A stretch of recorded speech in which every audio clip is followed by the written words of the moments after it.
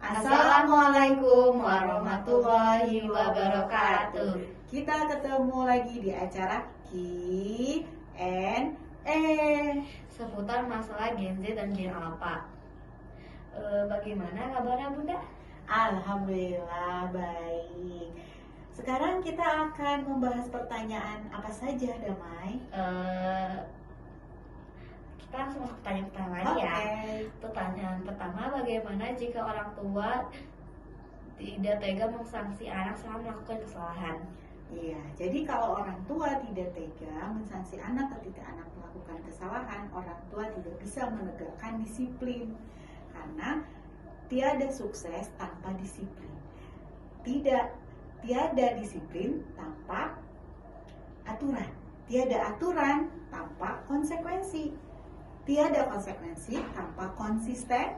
Tiada konsisten tanpa ketegasan. Tiada ketegasan tanpa ketegaan. Ya. Jadi ketika orang tua tidak tega, berarti orang tua juga tidak mengajarkan anak untuk disiplin. Nanti anak seenaknya aja loh bisa, karena kan disiplin itu apa artinya, Mai? Disiplin itu adalah mengikuti aturan-aturan, norma-norma yang berlaku. Nah, kalau dia tidak diajarkan disiplin, jadi seenaknya.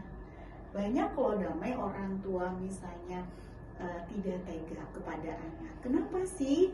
Pertanyaannya Damai, kenapa orang tua tidak tega terhadap anak? Penyebabnya yang pertama adalah takut tidak disayang anak. Kemudian yang selanjutnya, orang tua takut kehilangan anak. Kemudian ada trauma-trauma di orang tua yang terjadi di masa lalu. Kemudian rasa bersalah di orang tua. Kemudian tidak ada kepemimpinan di orang tua atau kepemimpinan yang lemah di orang tua. Nah, sehingga orang tua tidak tega. Nah, gimana nih caranya biar tega? Tadi berkaitan sebab-sebabnya diselesaikan. Kalau misalnya yang pertama takut tidak disayang anak, nah orang tua nanti ketika tuanya harus mandiri, tidak tergantung pada anak. Tapi Damai, karena Damai anak itu harus tahu balas budi. Karena Damai sampai saat ini pasti tidak lepas juga dari peran-peran orang tua. Nah, ketika misalnya orang tua takut kehilangan anak, itu adalah titipan dari Allah. Dan ketika orang tua ada trauma yang berkaitan luka batin di masa lalu, gampang itu tinggal diobati, tinggal konseling ke psikolog. Ketika orang tua ada rasa bersalah, yang namanya juga manusia itu tidak luput dari salah. Kalau kita salah, kita minta maaf, kita istighfar minta maaf, kemudian kita tidak melakukan lagi perbuatan itu dan ganti dengan perbuatan yang baru. Dan selanjutnya kalau penyebabnya misalnya tidak ada kepemimpinan atau kepemimpinan orang tua yang lemah, nah bagaimana orang tua jadi kudwah, jadi contoh untuk anaknya. Jadi orang tua misalnya yang kerja keras, orang tua disiplin juga, tanggung jawab, ulat gitu ya. Nanti anaknya akan meniru orang tuanya. Nah itu Mei. Jadi ayo kita sama-sama tega, karena ketika kita tega, kita bisa menegakkan disiplin. Dan ketika kita disiplin, kan tadi kesuksesan itu tiada sukses tanpa disiplin. Tapi kan beberapa orang tua zaman sekarang tegas itu memukul dan mencaci maki, itu bagaimana? Ya, jadi tegas, tega itu tidak sama dengan keras. Jadi dalam ketika orang tua melakukan tega atau ketegasan, tidak boleh ada kekerasan, baik secara verbal, secara kata-kata maupun secara fisik. Itu tidak boleh. Tapi ketika orang tua mendisiplinkan anak, bagaimana mendisiplinkannya dengan kasih sayang. Tapi kasih sayang itu juga harus diimbangi dengan disiplin. Kita langsung masuk pertanyaan kedua ya. Oke. Pertanyaan kedua, bagaimana cara menghindari self harm? Bagaimana cara menghindari self harm? Ini lagi tren ya sekarang, Damai. Kalau tren yang positif sih nggak apa-apa ya, teman-teman. Ini yang trennya yang malah yang justru tidak positif ya, melukai diri sendiri. Nah, bagaimana self harm ini tuh gitu ya. Jadi ketika orang melukai diri sendiri, nah itu pasti tentunya ada penyebab. Penyebabnya biasanya dari mana? Nah, segini Damai. Manusia itu punya emosi ya. Emosi itu ada emosi senang, bahagia ya, emosi nyaman, kemudian emosi sedih, takut, kecewa, marah, frustasi, cemas, was-was, tidak berdaya. Nah, jadi emosi itu bagusnya dikelola ya, dikelola, kemudian namanya diregulasi, dikelola. Jadi misalnya orang ketika misalnya sedih, bagaimana kesedihan itu tidak sampai membuat dirinya menyakiti diri sendiri. Caranya adalah tenang, tarik nafas. Yang kedua adalah bagaimana dia menyalurkan kesedihan, ketakutan, kecemasan. Dengan cara apa? Caranya dengan cara yang misalnya satu, menulis, bisa menulis dengan olahraga, kemudian dengan musik, kemudian dengan karya gitu ya, menggambar itu bisa gitu. Contohnya misalnya Damai nih, Damai lagi kesel nih ke adiknya nyebelin banget. Nah, keselnya jangan Damai repres gitu ya, jangan repres ke diri, tapi bagaimana kesel ini Damai dikelola. Caranya adalah tarik nafas, kemudian misalnya Damai suka menulis, tulis aja misalnya, oh dasar sih ini mah bla bla bla bla bla bla bla. Nah, sehingga tadi energi kekesalannya keluar melalui tulisan. Atau misalnya ada orang yang suka masak, misalnya Damai suka masak tuh, misalnya lagi motong sayuran, tak tak tak tak tak, dikeluarin rasa marahnya.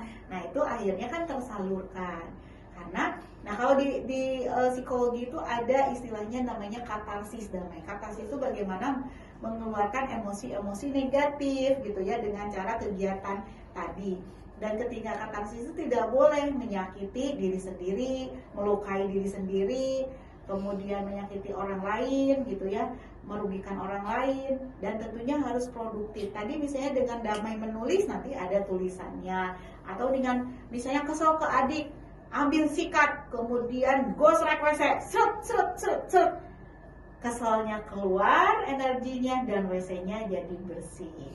Nah, itu jadi jangan menyakiti diri sendiri ya teman-teman ya, karena juga siapa lagi sih yang peduli terhadap diri kita kalau bukan diri kita. Makanya sayangi.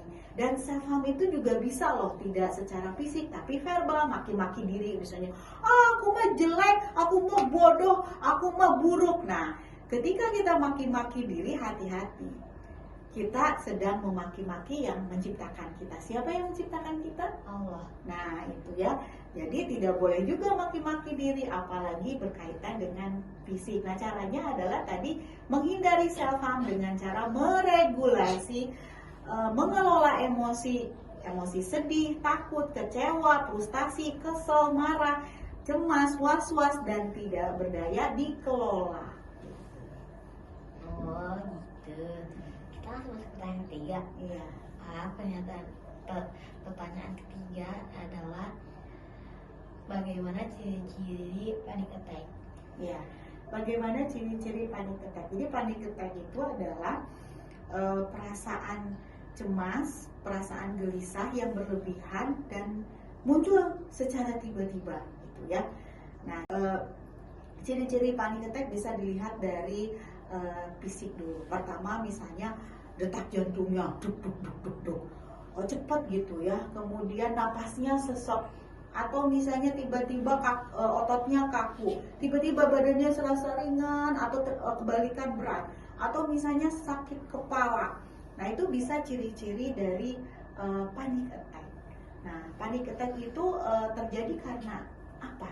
Damai, tahu nggak?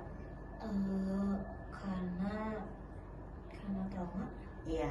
Jadi panic attack itu bisa terjadi, yang pertama ada tekanan, ada stres gitu ya, tekanan, dan tekanan tidak diselesaikan jadi panic attack. Yang kedua, karena kondisi situasi yang tiba-tiba berubah, asalnya dari sepi jadi rame kan jadi panik.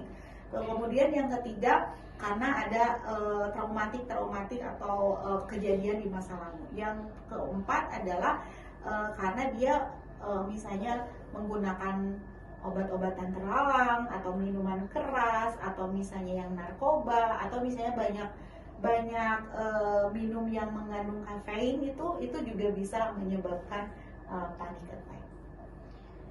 Cara menenangkan orang yang panic attack bagaimana? Oke, jadi kalau kita lagi panic attack atau misalnya kita melihat orang sedang panic attack, apa yang harus dilakukan? Yang pertama adalah kita tenangkan dulu dengan pernapasan.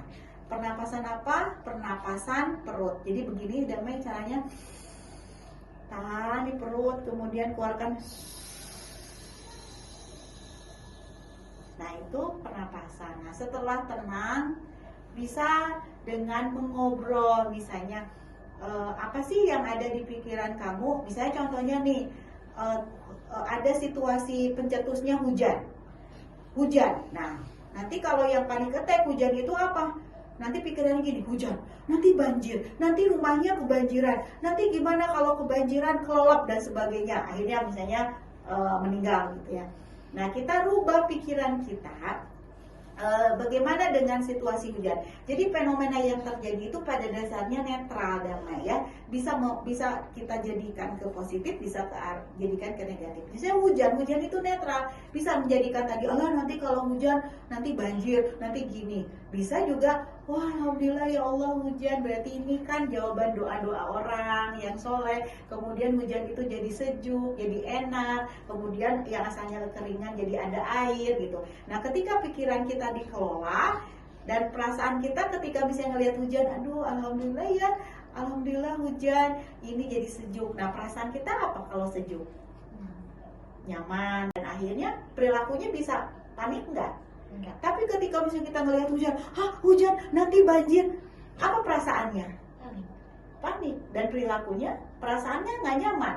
Akhirnya perilakunya panik. Nah itu caranya tadi, tarik nafas. Sudah tarik nafas nanti boleh ngobrol. Nah ngobrol dengan orang lain boleh, atau ngobrol dengan diri sendiri, itu namanya self talk ya, ngobrol dengan diri sendiri. Tapi ngobrolnya di pikiran, jangan ngobrol. Misalnya Damai gini, ada orang terus Damai ngomong sendiri gini, aduh hujan, nggak apa-apa ya hujan, kan hujan jadi sejuk. Nanti kan orang lain, ini kenapa ya gini gitu. Nah itu nggak boleh. Jadi di pikiran aja, jangan menimbulkan fitnah juga orang lain, ini kenapa gitu.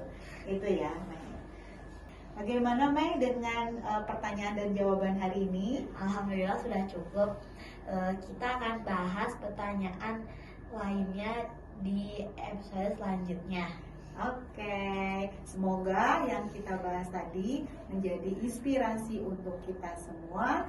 Dan kita ketemu lagi di acara Q&A seputar masalah Gen Z dan Gen Alpha.